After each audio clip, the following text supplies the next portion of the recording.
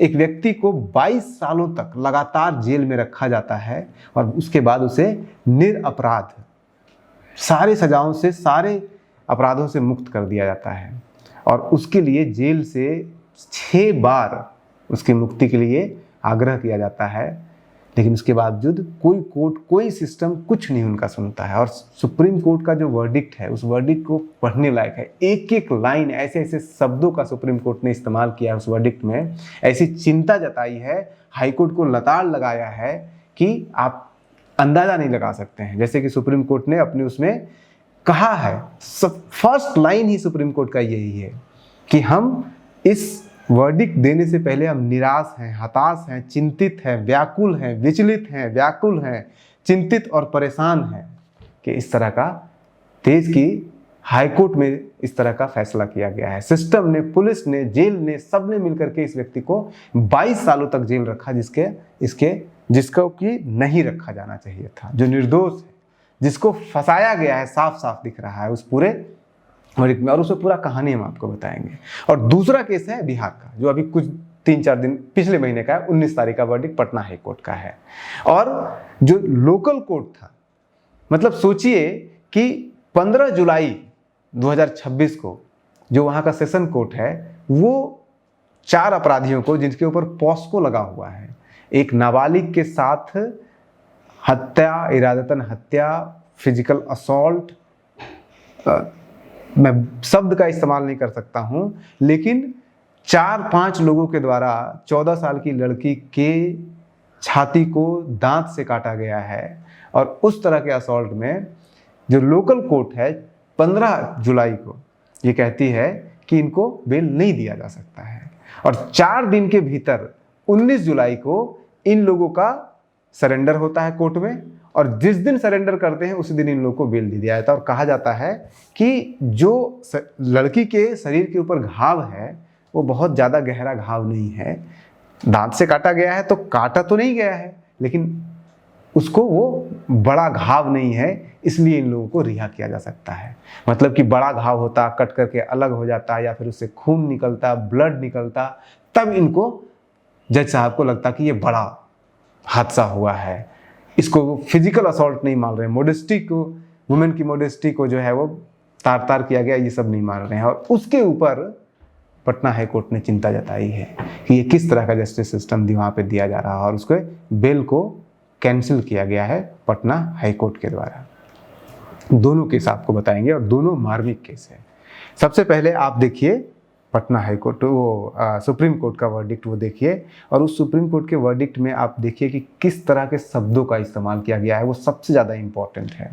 कहानी पूरी सीधी सी ये है, शब्दों में सीधे से समझ लीजिए कि एक व्यक्ति है और उस व्यक्ति के बारे में एक महिला ये रिपोर्ट करती है कि इस व्यक्ति ने 3 महिलाओं का मर्डर किया है।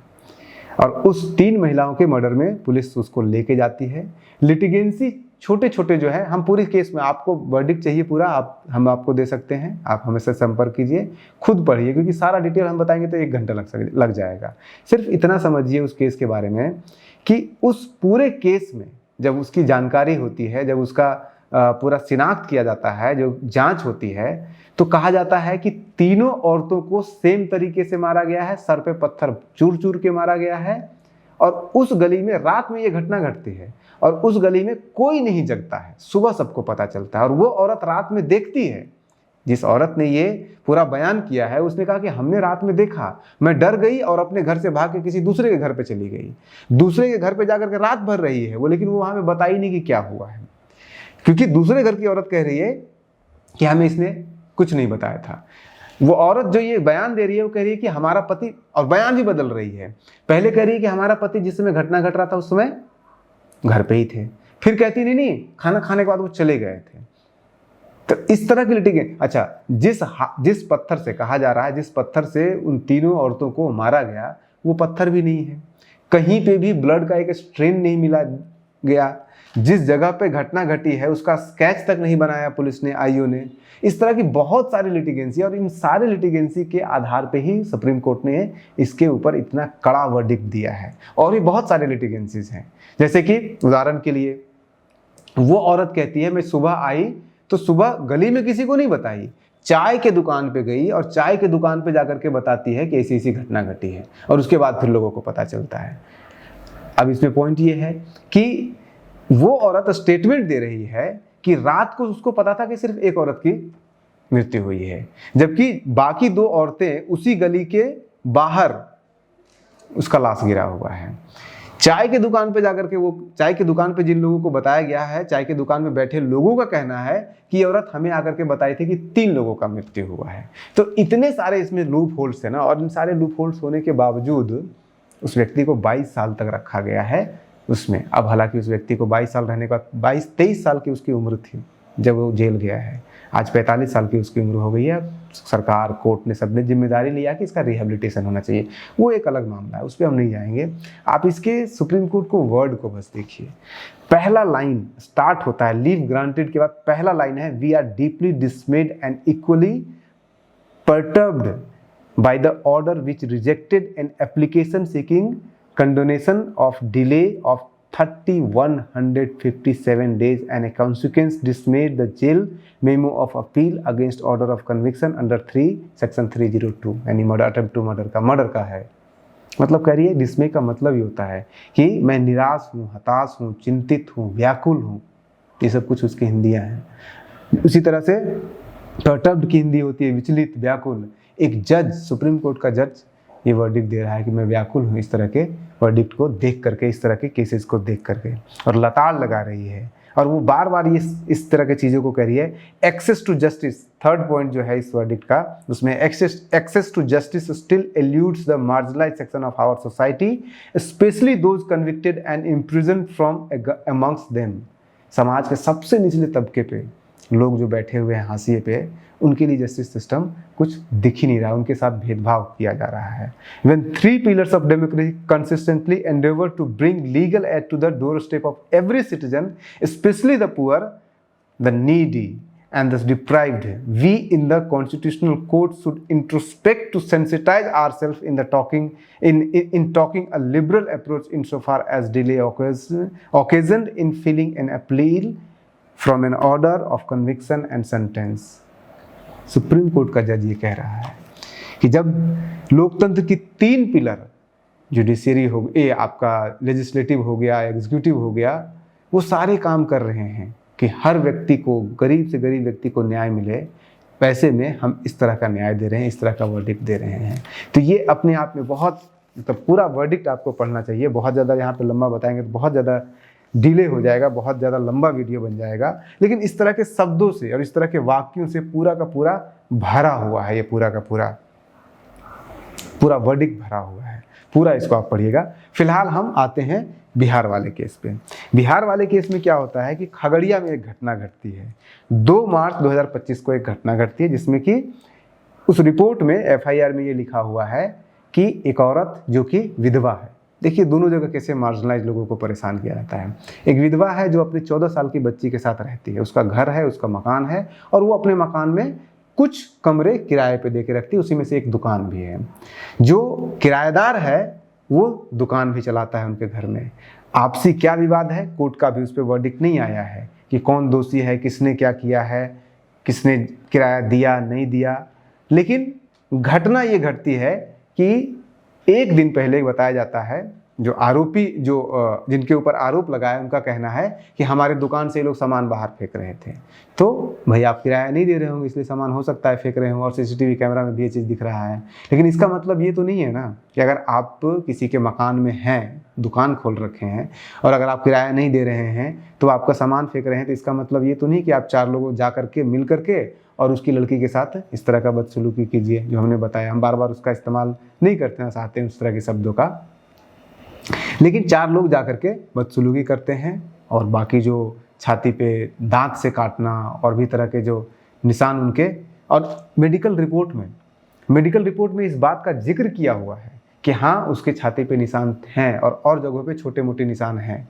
और सबसे बड़ी बात है कि सेशन कोर्ट 15 तारीख को जब हियरिंग, 15 जुलाई को जब हियरिंग लेती है, 2 को ये घटना घटती है, 3 को पुलिस रिपोर्ट लिखती है, और 15 जुलाई को ये हियरिंग पहला देती है, जिसमें कि बिना अरेस्ट हुए वो लोग बेल लेना चाह रहे थे।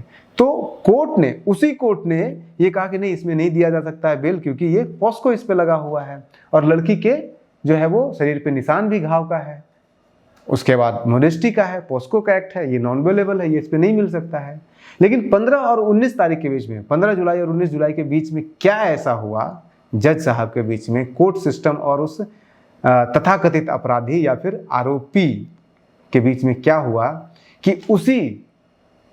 उसी सारा मैटर के ऊपर जो आरोपी है वो कोर्ट में जमा होता है, अपनी गिरफ्तारी देता है और कोर्ट से ही उसे बरी कर दिया जाता है। और जिसने केस किया है, जिस व्यक्ति ने केस, जिस औरत ने, जिस विधवा ने उस केस किया है, उसको ये बताया तक नहीं जाता है कि आज उसका बेल पिटीशन या फिर वो आज जा करके जमा हो रहे हैं, आज अपनी गिरफ्तारी दे रहे हैं और उनका बेल हो रहा है। उनसे सवाल जवाब तो दूर की बात है, उनसे जिसके ऊपर ये घटना घटी है, जिसके साथ ये बदसलूकी हुआ है, उसको बताना तो मतलब उससे पूछना या उसका बयान दर्ज करना तो दूर की बात है। कोर्ट के सामने जो बहस होती है, आप देखते हैं, बहस होना बहुत दूर की बात है। उनको बताया तक नहीं गया कि हाँ इस तरह का पिटीशन आया है बेल और आपको वहाँ पे रहना है। और उसके बाद उसी आधार पर ये कहा जाता है कि चूंकि जो शरीर पे, लड़की के शरीर पे घाव है, निशान है, वो गहरे घाव के निशान नहीं, इसलिए इनको बेल दे दिया जाए। यानी कि पॉस्को में अगर कोई किसी के साथ, मोडेस्टी के साथ खिलवाड़ करता है या रेप करता है या रेप अटेम्प्ट टू रेप होता है, तब अगर लड़की के शरीर के ऊपर अगर घाव नहीं है, अगर शरीर के ऊपर कोई, हालांकि इस पे घाव है, गहरे नहीं है, जज साहब का कहना है, तो उसको आप बेल दे सकते हैं। ये इनका कहना है सेशन कोर्ट का। हालांकि वही सेशन कोर्ट कह रही थी कि ना इसमें तो बेल नहीं मिलेगा 15 तारीख को, और 19 तारीख को बदल गई। तो क्या हुआ होगा आप उसका अंदाजा लगा सकते हैं, हमें आरोप लगाने की जरूरत है नहीं। उसके बाद जब 4 तारीख को, अभी 4 तारीख को 1 साल के बाद जब हाईकोर्ट में मामला आया है और हाईकोर्ट ने वर्डिक्ट दिया है, तो हाईकोर्ट ने भी उसी शब्दों में, जिस तरह से हमने सुप्रीम कोर्ट का बताया, कड़े शब्दों में निंदा किया है। और कड़े शब्दों में निंदा करके पूछा है कि आप भाई पॉस्को में, जिसमें कि नॉन बेलेबल है, आप बेल कैसे दे सकते हैं, पहला चीज़। दूसरा चीज़, बेल दिया भी जा सकता है तो आप जो विक्टिम है और जिसने पिटीशन दिया है, जिसने एफआईआर करवाया है और जो विक्टिम है, इन दोनों का बिना बयान दर्ज किए हुए, बिना उसका पक्ष जाने हुए, बिना उसको इन्फॉर्म किए हुए आप कैसे किसी को बेल दे सकते हैं। तो अब पटना हाईकोर्ट ने इस पर संज्ञान लेते हुए और कहा है कि 2 हफ्ते के अंदर उनकी फिर से गिरफ्तारी कीजिए। और पटना हाईकोर्ट ये नहीं कह रहा है कि कौन दोषी है या नहीं है, कह रहा है ट्रायल पूरा लीजिए। ट्रायल में एक एक चीज़ सारा जो होता है, डायरी का एंट्री होना, डायरी सब कुछ उसका जांच करवाना, दोनों का जो ट्रायल होता है जिसमें कि सुनवाई होती है, वो सारा कुछ करवाइए। और फिर दोष जब आरोप साबित हो जाएगा या फिर दोषी हो, निर्दोषी हो, लेकिन पूरी प्रक्रिया होने के बाद ही इसको छोड़ा जाना चाहिए। 2 हफ्ते के अंदर इसको अरेस्ट करने का समय दिया गया है। तो ये कहानी हम इसलिए आपको दोनों को बता रहे थे कि दोनों कहानी जस्टिस सिस्टम से हमारा भरोसा तोड़ने के लिए काफ़ी है, लेकिन तब तक जब तक कि वो सेशन कोर्ट में था। जैसे ही सुप्रीम कोर्ट में जाता है, सुप्रीम कोर्ट ने उसके ऊपर वर्डिक्ट दिया। हाई कोर्ट में मामला आता है, हाई कोर्ट ने वर्डिक्ट दिया। लेकिन फिर सवाल ये उठता है कि ऐसे कितने लोग होंगे जो सुप्रीम कोर्ट और हाई कोर्ट तक पहुंचेंगे। इस बिहार में अभी भी ऐसे लोग हैं जो सेशन कोर्ट तक जाना नहीं चाहते हैं, क्योंकि उनको पता है सेशन कोर्ट में जाने का मतलब है खर्चा, और खर्चा उनके बस की बात है नहीं। तो इस तरह के अगर आप एक्सपेक्ट नहीं कर सकते हैं हर कोई सुप्रीम कोर्ट और हाई कोर्ट तक पहुंचेगा।